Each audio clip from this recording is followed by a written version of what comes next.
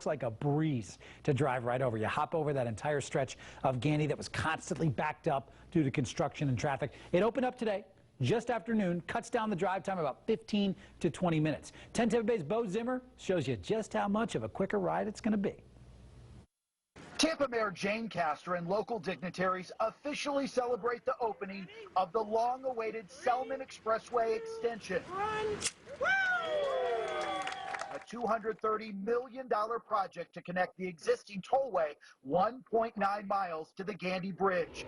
At exactly 12:06, a state trooper cleared the way, allowing drivers to enter the brand new flyover for the very first time.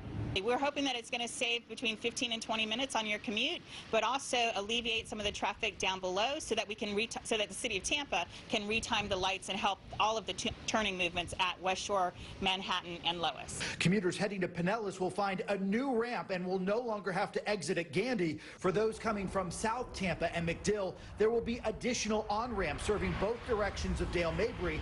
Even that small stretch over Gandy is expected to cut down the unpredictable commute time to just minutes. I know lots of people that live here, work in St. Pete, people that, like me, live in St. Pete, work over here. They'll be able to just get home, you know, it's not going to be a chore. The purpose of this road was to separate regional traffic from local traffic. So those that want to stay on Gandy Boulevard and need to get gas or want to go to a restaurant are still able to do so, but people who do need to bypass, who have no destination in the Gandy corridor, they're able to get up on the extension and they are able to bypass those lights and get on to downtown Tampa or even to Dale Mabry and to McDill.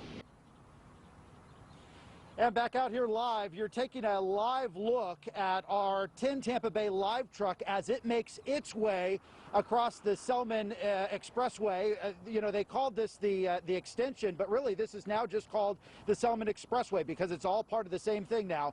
And just as that story was starting, our photojournalist Dennis was getting on the on-ramp, and already you can see how much progress he's made getting all the way over to the Gandy Bridge. And I can tell you what, he is just flying along there with no traffic lights, and that is the real idea here. This is going to be such a huge improvement, especially, Ryan, as you said, on game nights. I remember so many times trying to head out on a story even at 5 or 6 o'clock at night, and we're trying to get on the Gandy Bridge over to Tampa, and it is just gridlock all the way into St. Pete. Hopefully this new setup will alleviate a lot of those problems. Guys? What else I noticed there too, Bo, that sunset's going to be beautiful when you're riding just over this bridge here. Yeah, it's going to be awesome. Bo, thanks so much for joining us live. One way, by the way, one lane each way, as you can tell there as well with that new expressway. Now, while this project is wrapped up, there could soon be another one on the Selmon. According to the Tampa Hillsborough Expressway Authority, in the last 10 years, traffic on the Selmon Expressway has almost doubled. The southern section of the expressway is currently at capacity, and with the area expecting a 38% population boom by 2045, there could be more congestion. So Thea has been studying the best ways to add capacity from Himes to Whiting Street.